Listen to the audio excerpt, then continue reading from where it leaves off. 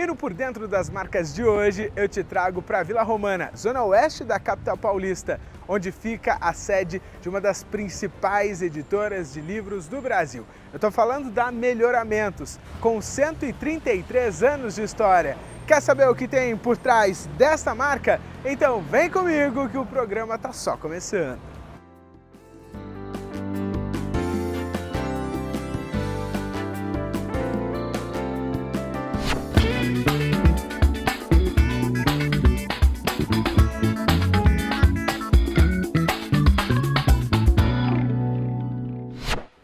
Oi, Gibini, obrigado por receber mais uma vez a equipe do Canal Empreender, viu? Imagina, bem-vindo à Casa Melhoramentos. É muito isso. Legal. Bom, e que casa, né? Um prédio todo reformado, um prédio histórico que se mistura com a história da Melhoramentos, né? Do grupo. E hoje que nós estamos aqui para falar da editora Melhoramentos, que é um sucesso já há 133 anos, né? É isso aí. Vamos falar um pouco mais da editora, toda essa história e a curiosidade que a gente tem aqui na nossa casa. É isso. Bom, quando falar de editora Melhoramentos, com certeza o pessoal que está em casa já ativa aquela memória afetiva, porque no período da infância, principalmente época de escola, com certeza estudou em alguma apostila, algum livro escrito lá, editora Melhoramentos. E mais do que isso, né? Também nos livros infantis, né? Temos livros do Ziraldo, com o Menino Maluquinho, livros da Disney e por aí vai, né? É uma história que começou lá atrás, continua até hoje e pensando o futuro, né? Exatamente, Gustavo. A gente tem muita história. Foi um dos primeiros negócios da Companhia Melhoramentos São Paulo, né? A editora. E a gente tem muito orgulho do que a gente construiu nesse legado aí de 133 anos e mais do que a gente pensa pela frente aí também. Legal.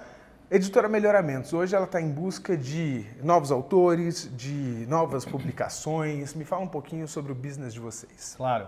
A gente é muito frequente, né, essa busca por autores, busca por novos títulos, a gente cada vez mais antenado também o que a criança quer, o jovem quer consumir, as escolas, então a gente faz um trabalho bem próximo às escolas para também entender o lado pedagógico, como a gente explora melhor isso, que é uma das fortalezas que a gente tem ao lado educacional.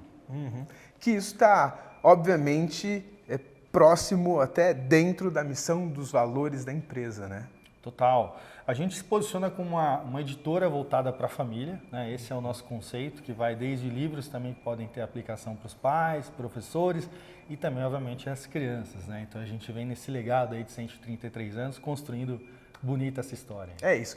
Bom, Gibini, eu acho que mais apresentação não precisa, porque a editora Melhoramentos ela dispensa apresentações. O que eu quero saber agora é como funciona, né? O que tem por trás dessa marca tão forte, tão importante no ramo da educação, em outras áreas também, papel e celulose, imobiliária, mas enfim. Vamos então dar um giro e conhecer mais da editora Melhoramentos. Bora lá? Vamos lá, né? Então vamos. Bora.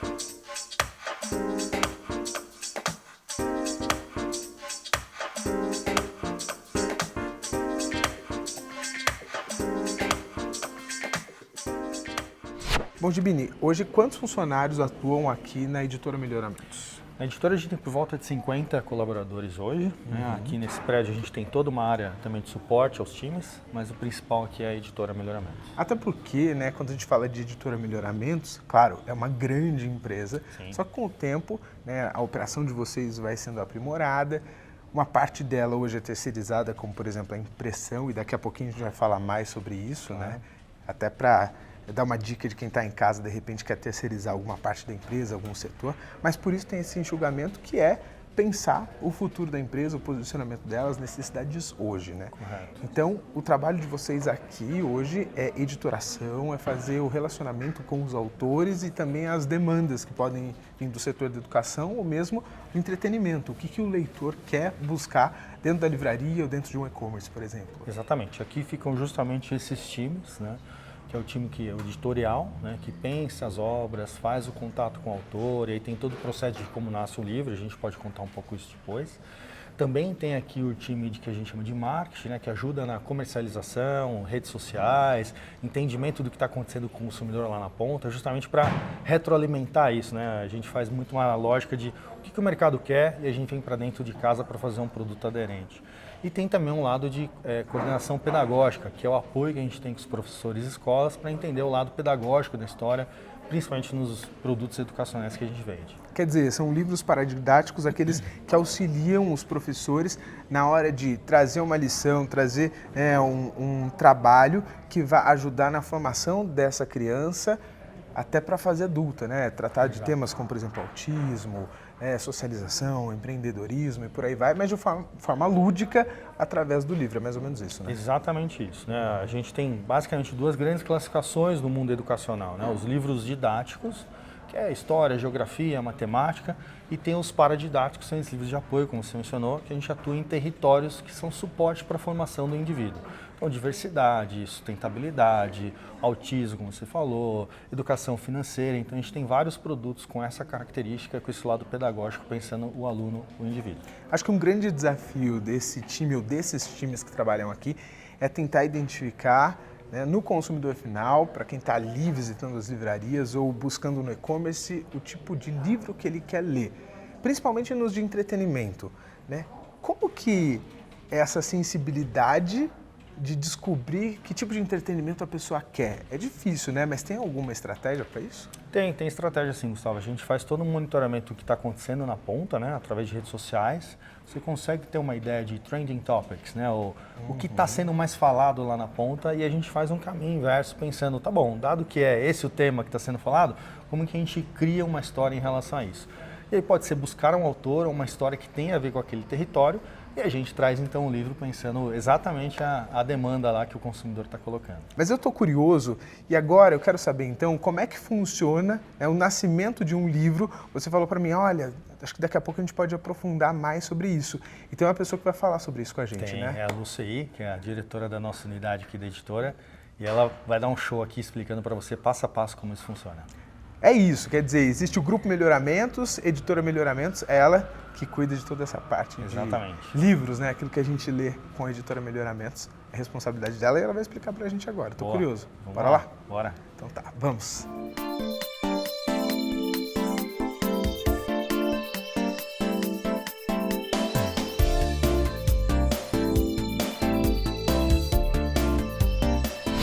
Lucei, tudo bem? Olá, Gustavo, prazer. Bom, o prazer é todo meu. Gente, a Lucei, ela é diretora da Unidade de Negócios, Editora Melhoramentos, praticamente responsável por tudo isso que você está vendo nessa edição de hoje. Tem uma vasta experiência na área de editoração, passou por revistas, livros e atualmente está trabalhando principalmente com livros infantis, que tem tudo a ver com a Editora Melhoramentos. Bom, primeiro, parabéns pela sua carreira aí dedicada às letras, à educação, né? E agora a pergunta que eu te faço é, como é que nasce um livro, hein, Lucei? Boa pergunta. Desafio, né? Todo mundo gosta de saber e traz muito essa coisa do imaginário, né? De uma fábrica de livros, isso está muito no imaginário, principalmente das crianças. Eu gosto de contar essa história. Mas hoje eu vou dividir em duas etapas, né? Então, quando a gente pensa no jovem adulto e adulto, a gente faz uma prospecção ativa, né? Então, que baseado em tendências, em feiras de autores ou de temas, né? Então a gente traz isso para dentro de casa, faz uma análise e aí começa a nascer aí uma primeira ideia do que a gente poderia trazer de temas e de autores, né, para cá. Partindo desse pressuposto, olha, esses são alguns dos assuntos que a gente poderia trazer para os livros. E quando ela fala trazer para casa, é a Casa Melhoramentos, porque aqui é um ambiente realmente que a gente se sente em casa. Mas vamos lá, qual que é o próximo passo depois disso? É isso aí. Daí, depois de escolhida temáticas e autores, entra por aí esse processo de análise um pouco mais técnico, né, ali dentro do editorial mesmo, propriamente dito. E aí depois vem toda a etapa mais técnica, né, de ir para a área de produção, de se pensar em toda a diagramação, ilustração, tradução quando é um livro que vem de fora. E aí depois do fechamento desse processo, aí o livro vai para a gráfica, né, para esse lugar mágico onde acontece, quando ele vai no papel, né. A gente também pensa em outros formatos e entrega em outros formatos, como o e-book, por exemplo, mas pensando no papel, ele vai para a gráfica. Depois ele vai para o nosso centro de distribuição, que fica em Cajamar, e aí de lá a gente faz toda a distribuição para todo o país, para chegar em livrarias, papelarias e muitos pontos de vendas por aí. Bom, um ponto também forte da Melhoramento são os livros paradidáticos, né? A gente até estava conversando com o Gibini há pouco, ele citou isso pra gente. E como é que nasce isso? Quer dizer, há uma demanda do próprio mercado, professores, diretores de entidades de ensino procuram vocês e dizem, olha, a gente está precisando falar sobre diversidade, a gente está precisando falar sobre inclusão, né? E a partir daí vocês buscam autores ou já existe um time de autores que o tempo todo está em conversa com vocês, sugerindo temas, eles mesmos conversando também com pessoas da área de ensino e educação, sugerem possibilidades de livros para vocês? Tudo isso um pouco. É bem dinâmico, então acho que assim, tem um olhar de curadoria da editora que também precisa ditar algumas tendências e provocar algumas reflexões e discussões quando a gente está falando do livro dentro da sala de aula, mas a gente também traz muita coisa da sala de aula para cá. Então, quais são os desafios das famílias, das escolas, dos professores na sala de aula, para que a gente consiga então entregar as temáticas, né, as histórias que vão suportar e ajudar muito esse trabalho na sala de aula. Então, sim, a gente olha muito para temas que estão lá na sala de aula: diversidade, inclusão, convívio social, sustentabilidade, meio ambiente, reciclagem, enfim, é uma infinidade de temas e possibilidades. E mais do que a história, né, que acho que a história é um ponto de partida e é uma ferramenta importante para o professor, mas a gente também ajuda como é que o professor implementa isso na sala de aula, né? Então a gente suporta também o como, usando o livro ali como um meio. Então a gente tem o nosso olhar de dentro para fora, mas a gente também traz muita coisa de fora para a gente entender o que está todo mundo precisando. Por exemplo, depois da pandemia, alguns temas ficaram mais relevantes nessa dinâmica dentro da sala de aula, né? Como o convívio social e o conflito, por exemplo. Então, levar essas temáticas para dar essas ferramentas para os professores e para os pais, para as famílias, para a comunidade como um todo, ajudar a criança nessa caminhada. Bom, e eu acho que também está dentro, né, da área de atuação de vocês pensar novas formas de levar também a leitura, né, para esse jovem, para essa criança. Você disse, a gente também pensa em produtos para tablets, né, Kindles e por aí vai. E também a parte lúdica, juntando games, né, uma interatividade com o livro, fazer ali também um intercâmbio entre o papel e o digital. Como que funciona isso no dia a dia da empresa? Pois é, então acho que é isso que a gente tem que olhar, né? Então, como o nosso grande foco são as histórias, não importa o formato, né? Então a gente vai diversificando e trazendo essas possibilidades. E também tentando acompanhar a dinâmica, né, dessa criança que está ali, né, novinha, ainda não sabe ler, alguém que conta a história para ela e ela vai crescendo. Esse mundo vai se transformando, né? Então em alguns momentos ele é mais lúdico, em outros ele é uma relação mais individual desse adolescente com a história, ali com o autor, com o livro. Então a gente busca diversificar bastante. Então assim, a gente tem livros interativos, tem podcast, tem e-books, tem o livro físico e a gente vai ampliando esse olhar para entender essas temáticas, principalmente do jovem que tem um olhar bastante diverso nesse sentido, né? Então ele tem essa curiosidade e busca por diferentes estilos de leitura e de autores e de histórias. Então a gente sempre atento a isso tudo para conseguir entregar histórias, boas histórias.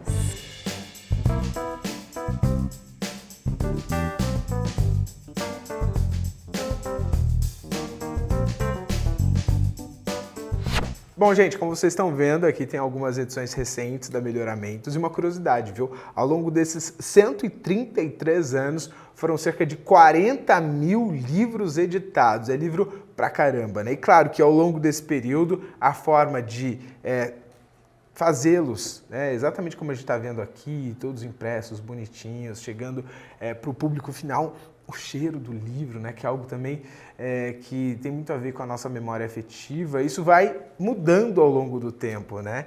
E aí a gente falou, né, ainda no começo da edição, olha, aqui a terceirização de algumas áreas para, enfim, otimizar o negócio, e a impressão é algo que vocês terceirizam, né? Exato. Acho que aqui, Gustavo, acho que o mais importante, né, até para o seu público entender é o que é algo que é essencial e é o diferencial da sua companhia, que você não pode abrir mão de outra empresa ou pessoa a fazer. Então isso é um negócio que você não terceiriza. Então eu vou te dar um exemplo. Uma das nossas partes, né, além da toda editorial, concepção, busca de autores, isso a gente não terceiriza, mas a parte final, né, de entrega para garantir que o produto chegue na maneira adequada, íntegro e no tempo adequado, isso a gente faz internamente. Outras atividades desse processo, você acaba avaliando e vendo que pode ter outras empresas que podem te apoiar. Exemplo, a impressão. Então, a gente já teve um parque gráfico, hoje a gente não tem mais, a gente faz isso tudo contratando terceiros e pode fazer inclusive no mundo, né? Eu tenho parte de, alguns desses livros são impressos fora do Brasil, inclusive. Eu tenho uma questão de competitividade de custo, tem uma questão até de qualidade de produto, do papel, da qualidade da tinta, etc., que eu posso buscar isso no mercado. Então, vai muito aí o que é essencial para o seu negócio e aí o que não for o core, né, eventualmente você pode terceirizar e ter ganhos. É isso. Bom, gente, vamos seguir o nosso passeio porque ainda tem muita melhoramentos para a gente conhecer. Bora lá. Bora.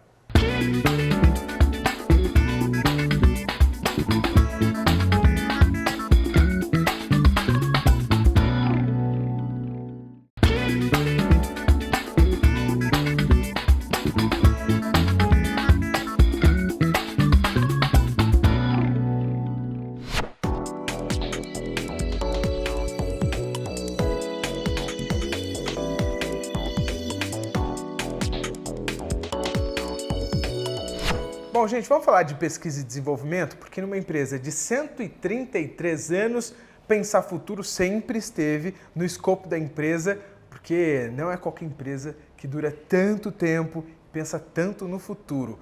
Bom, queria que você falasse um pouquinho sobre pesquisa e desenvolvimento aqui de vocês, porque, quer dizer, começa desde o pensamento, do desenvolvimento de uma nova operação da sede de vocês, do prédio, até na ponta final, melhoramento de produto, né? Legal, é isso mesmo, Gustavo. Aqui no nosso prédio, né, a gente tem uma questão que a gente fala de honrar o passado, de ter um legado, então patrimônio tombado, a gente vai contar um pouco mais essa história depois, mas dentro a gente tentou explorar o máximo possível como que eu poderia extrair receita disso, e aí conectando com o P&D, que outras fontes que a gente poderia ter, e uma delas foi criar esse espaço, né? Então a gente tem um parceiro que opera conosco, que é um espaço de coworking que a gente tem para abrigar startups, que tragam conhecimento ou tragam uma nova tecnologia associada aos negócios da Melhoramentos. Então, esse é o conceito que está por trás. Obviamente que a gente abre para todas outras startups, mas predominantemente a gente tenta trazer empresas que têm a ver com o nosso negócio. Essa é uma das ideias, né? Quer dizer, o prédio que anteriormente abrigou o pátio gráfico, e aí a gente explicou para vocês que conforme a empresa foi se adaptando, foi crescendo, foi entendendo melhor o próprio negócio, ela pensou, olha, se a gente enxugar, terceirizar a nossa impressão, a gente consegue ter a mesma qualidade, a gente consegue entregar o produto que a gente quer, e aí como a gente pode otimizar melhor o nosso espaço, o nosso prédio, preservando a nossa história. É isso. Fez um retrofit, trouxe para cá lugar para exposições, coworking, a própria sede do Grupo Melhoramentos, além da própria editora que continua instalada aqui. E nessa perspectiva, né, quando vocês reduzem a sua operação, vocês não reduzem o negócio, mas porque vocês entenderam que o produto de vocês é contar histórias, né? Exato, esse é um ótimo ponto, Gustavo, porque acho que a gente sempre fala, né, e talvez para o seu público principalmente, o que a sua empresa de fato faz, né? Que a gente pode se enganar pensando, eu vendo livros, mas na realidade a gente não vende só livros, a gente cria histórias e vende essas histórias. A gente pode vender essas histórias num formato chamado livro, mas eu também posso vender digital, um podcast, um áudio, um vídeo, então tem diferentes formas de vender aquele seu produto. Tá, a grande pergunta que a gente fez foi o que a gente vende, né? O que a gente faz de fato. E aí você busca evoluções em cima disso, e aí está o princípio da inovação, né? E é justamente sobre isso que eu queria falar contigo, né? Quer dizer, qual é o maior desafio hoje da Melhoramentos? Porque a gente tinha uma editora que publicava livros e de repente a gente está vivendo uma época que as pessoas consomem menos o livro em papel, né? E aí, né? Como enxergar daqui para frente? Exato. É um desafio, mas é um novo tempo, né? Então o consumidor de fato mudou. Ele hoje tem outras formas de se abastecer de histórias, né? Então a gente fala, o nosso maior concorrente não é outra editora, mas é os serviços de streaming que a gente vê por aí e outras tantas formas de trazer entretenimento para o adulto, por exemplo, ou mesmo para a criança. Então como que a gente concorre nisso? E aí a concorrência, né, do nosso lado, a grande proposta, pelo que a gente entende, de novo, né, o que a gente vende eu tenho uma curadoria e hoje num mundo tão difícil de informação, né, para quem é pai sabe a dificuldade que a gente tem de que tipo de conteúdo está indo para as crianças, ter uma marca como a nossa, com uma tradição, 130 anos, sabe que é um conteúdo de qualidade. Então essa é uma forma de trazer isso. E trazer também de outros formatos. Então, não só o livro, que é lúdico, né, que tem o cheiro, o aspecto, o toque, mas também com algo digital, que às vezes pode ter uma brincadeira ali. A gente está investindo agora num lado de educacional, com uma gamificação por trás, para criança, conectando com o professor. Então, é realmente trazendo o que a gente chama do phygital, né, que é o físico com o digital. Essa é a combinação que a gente está entendendo aí na inovação da editora.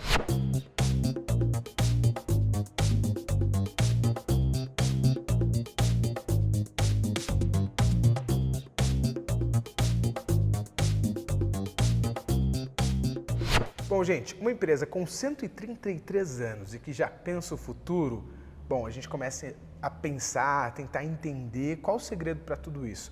Bom, um dos segredos é preservar a história, preservar a memória, para entender quais foram as medidas tomadas, as decisões tomadas que levaram a sucesso atrás de sucesso. E por isso, então, o primeiro andar do prédio, aqui onde nós estamos, que guarda hoje a sede do Grupo Melhoramentos e também da editora Melhoramentos, é dedicado a falar sobre essa história, né? Tanto para as crianças quanto para os adultos. Aliás, também, né, nós que somos adultos, a nossa infância tem tudo a ver com Melhoramentos, faz adulto também, né? Exatamente. É isso aí, Gustavo. Aqui é a Casa Melhoramentos, né? A gente recebe realmente o público em geral. A gente está aqui nesse lugar desde 1920, foi inaugurado em 23, né?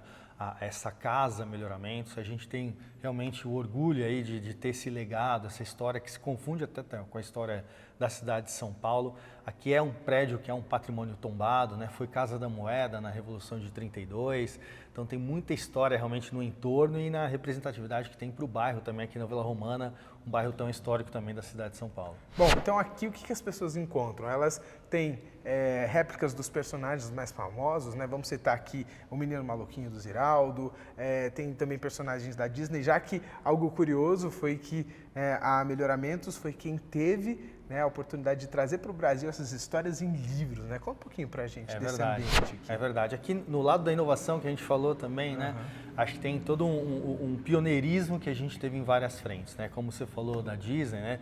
Foi a primeira empresa da América Latina a ter um livro editado e assinado o contrato diretamente com o Walt Disney, né? Então, aqui também foi o primeiro livro colorido do Brasil impresso, né? O Patinho Feio. Também o primeiro papel higiênico da América Latina também foi feito pela Melhoramentos. Então, tem muita coisa que é novo, né? Que foi o novo na história e que a gente está continuando a construir esse legado aí. Legal. Então aqui nós temos uma espécie de auditório lúdico, né, também um museu em que as pessoas, os visitantes podem ter contato com diversas publicações da editora Melhoramentos, também entender um pouquinho, né, do processo produtivo do papel, que também está dentro do Grupo Melhoramentos, com a Melhoramentos, né, que produz aquela fibra de celulose de alto rendimento.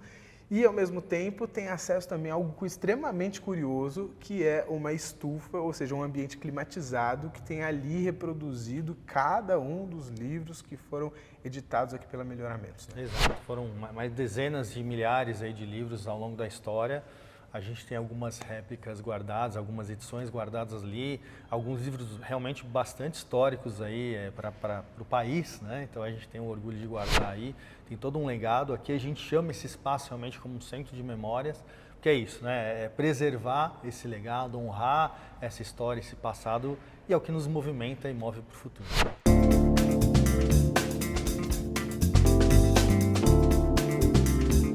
Bom, gente, esse ambiente onde eu estou é o centro de memória da Melhoramentos. Ar-condicionado forte, barulho já denuncia, né? Porque aqui todo cuidado é pouco. Nessas estantes estão guardados cada um dos livros que foram editados aqui pela Melhoramentos nos 133 anos de história. Bom, ao longo desse período foram pelo menos 40 mil publicações. Bom, gente, passeando aqui pelo acervo, olha só que legal. Esse aqui foi o primeiro livro colorido do Brasil feito aqui pela Melhoramentos.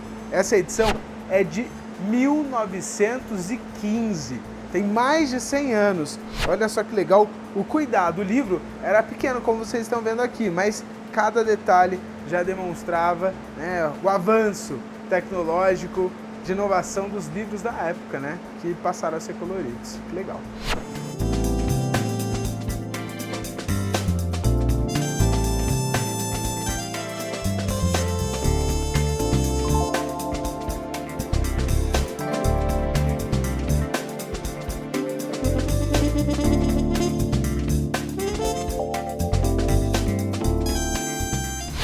Bom, Gibini, qual que é a mensagem que você deixa então para o nosso telespectador do canal Empreender, que acompanha um pouquinho mais do trabalho de vocês, da Editora Melhoramentos? Legal.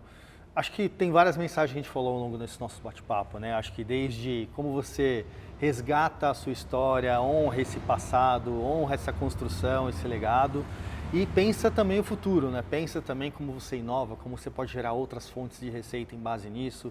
Também esse questionamento, né? O que eu vendo, né? O que eu faço? Esse também pensar, né? As linhas do que você eventualmente terceiriza, o que você faz, que você não abre mão de fazer, e realmente o que o cliente quer, né?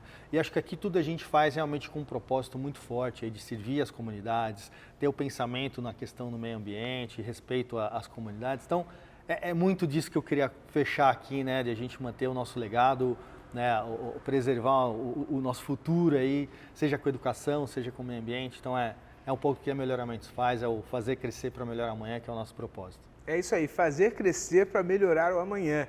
Não fique com medo dos novos tempos. Ah, mas meu negócio está acabando, né? Ninguém mais consome meu produto. Será? O que você pode aprimorar aí no seu processo ou mesmo no seu serviço, o produto que você oferece ao seu cliente?